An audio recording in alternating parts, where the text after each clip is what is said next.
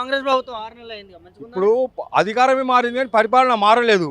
తుంటెత్తే మొద్దెత్తుకున్నట్టుంది రేవంత్ రెడ్డి పరిస్థితి. ఇప్పుడు నోటు కేసులో కూడా రేవంత్ రెడ్డి జైలుకు పోతాడా పోడా అనేది న్యాయస్థానాల మీద ఆధారపడి ఉన్నది. కాబట్టి ఈ సందర్భంగా ప్రజల దృష్టికి తీసుకొచ్చేది ఏంటంటే ఏ ఒక్క సమస్య పరిష్కారం చేయలేదు, ఆత్మహత్యలు చేసుకోవడం తప్ప ఇంకో మార్గమే లేదు.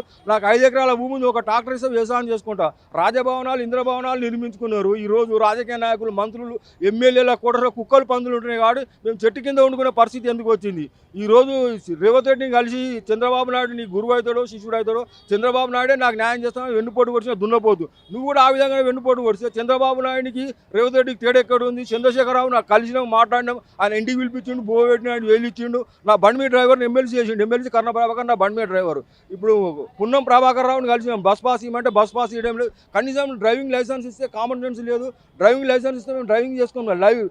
డ్రైవింగ్ ఏంటంటే ఇప్పుడు లైసెన్స్ ఏంటంటే లైఫ్ ఈజ్ లైసెన్స్ ఇది లైఫ్ అన్నట్టు. ఈరోజు డ్రైవింగ్ రాకుండా ఎంతోమందికి లైసెన్సులు ఇచ్చి ప్రమాదాలకు గురవుతున్నారు. కాబట్టి పున్నం ప్రభాకర్ తోటి కలిసి మాట్లాడినాం, ఇది కోమటిరెడ్డి వెంకరెడ్డితో కలిసి మాట్లాడినాం. మేము కలెక్టర్తో మాట్లాడతామంటారు, రేవంత్ రెడ్డి కూడా అదే మాట అంటారు. మరిగ కుక్కలు కరవు కరికుక్కలు మరో అనే పరిస్థితి వచ్చింది. కాబట్టి ఈరోజు మావోయిస్టులను ఏ విధంగా చూస్తున్నారంటే కుక్కల కన్నా విలువ ఉంది, కానీ ఈ లొంగిపోయిన మావోయిస్టులకు ఆ విలువ లేదు. కాబట్టి ఈరోజు లొంగిపోయిన మావోయిస్టులకు ఉచితంగా డీసీఎంలు, లారీలు, ట్రాక్టర్ ఇచ్చారు. కాబట్టి ఉచితాలు కాదు, ఉరితాలు. ఉల్లిగడ్డ మీద పొట్టేమో వాళ్ళు తింటారు, గడ్డ తిండిస్తారు, అన్ని వాళ్ళే తింటారు. ఎంగిలి మెతులు కూడా ఏక తినే పరిస్థితి లేకుండా చేశారు. కాబట్టి మేము భువనగిరి నుంచి వచ్చినాం. ఈరోజు ప్రజాదర్బార్లో వచ్చి రేవంత్ రెడ్డిని కలిసి న్యాయం చేయాలని అడుగుదామా. లేకపోతే నా పేరు నేవూరి మల్లారెడ్డి, గ్రామం బాలంపల్లి, మండలం భువనగిరి, యాదాద్రి జిల్లా.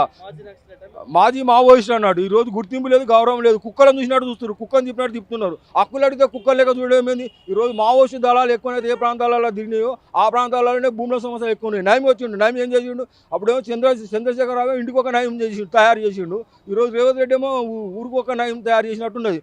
సచివాలయాన్ని ఏ విధంగా ఊలగొట్టిండో చంద్రశేఖరరావు ఆ విధంగా ఊలిపోయిండు. కాబట్టి అదే పరిస్థితి రేవంత్ రెడ్డి రాకుండా చూసుకోవాలని ప్రజా దర్బార్ సందర్భంగా తెలియపరుస్తున్నారు. ఇది ఇప్పుడు ఏమంటుండ్రు రేవంత్ రెడ్డి?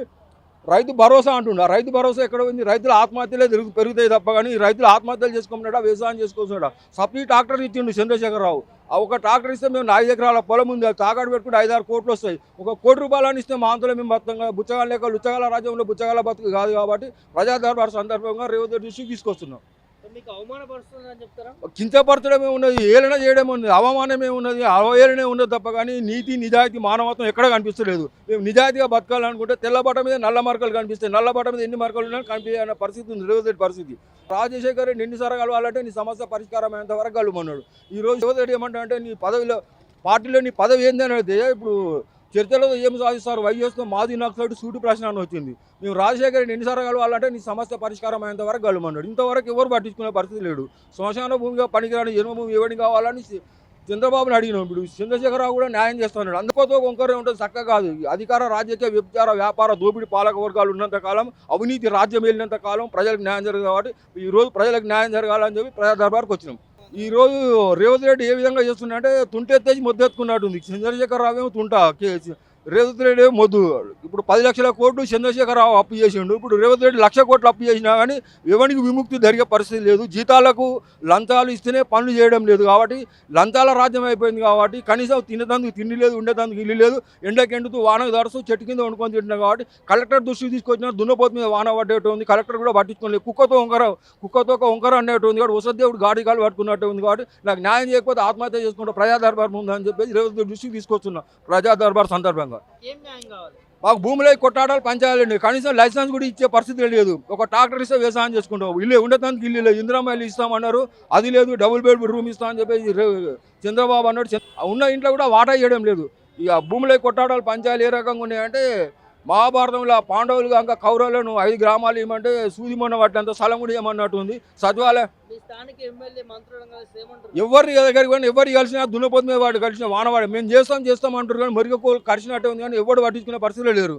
కాబట్టి ఈ సందర్భంగా రేవంత్ రెడ్డి దృష్టికి తీసుకొచ్చేది ప్రజా దర్బార్ ముందు ఆత్మహత్య చేసుకోమంటారు. నాకు న్యాయం చేస్తానని అడిగేందుకు వచ్చినాము. మాట్లాడుతుండే అంటే న్యాయం చేస్తా అంటే చచ్చిపోయినాక న్యాయం చేస్తే చేయకపోయింది. కాబట్టి బతుకున్నప్పుడు న్యాయం చేయాలి, చచ్చిపోయినాక మేము సాగు చేస్తాం అన్నాడు. ఇప్పుడు అదే పరిస్థితి రేవంత్ రెడ్డి రాకుండా చూసుకోవాలని చెప్పి ప్రజలు నమ్మకంతో ఓట్లేసారు. కాబట్టి ఆ నమ్మకాన్ని ఒమ్ము చేసుకోకుండా ప్రజలకు న్యాయం చేయాలని చెప్పి ప్రజా దర్బార్ సందర్భంగా రేవంత్ రెడ్డిని కలిసి మాట్లాడటానికి వచ్చినాం. కాబట్టి కలిసే పరిస్థితి కూడా లేదు. చంద్రశేఖరరావు 3 రోజులకు ఒకసారి కలమన్నాడు. అన్నం పెట్టి 3,000 ఇచ్చినాడు భోజనం చేసి. నాకు సహాయం చేస్తున్నాడు, ఆర్థికంగా సహాయం చేసి ఆదుకుంటున్నాడు. అందరు ఎవరి దగ్గర పోయినాడు, ఎవరు పట్టించుకునే పరిస్థితి లేదు కాబట్టి ఇప్పుడు ఎవరిని కలవాలి, ఎక్కడెవరు దిక్కులోకపోతే అక్కమ్మోడు దిక్కులు అన్నట్టు పరిస్థితి వచ్చింది కాబట్టి మావోయిస్టులకు కలవాలన్నా వాళ్ళు కూడా పట్టించుకునే పరిస్థితి లేదు కాబట్టి నాకు న్యాయం చేయకపోతే ఆత్మహత్య చేసుకోవడమే పరిష్కారం అని అడుగుతున్నాయి ఈ సందర్భంగా.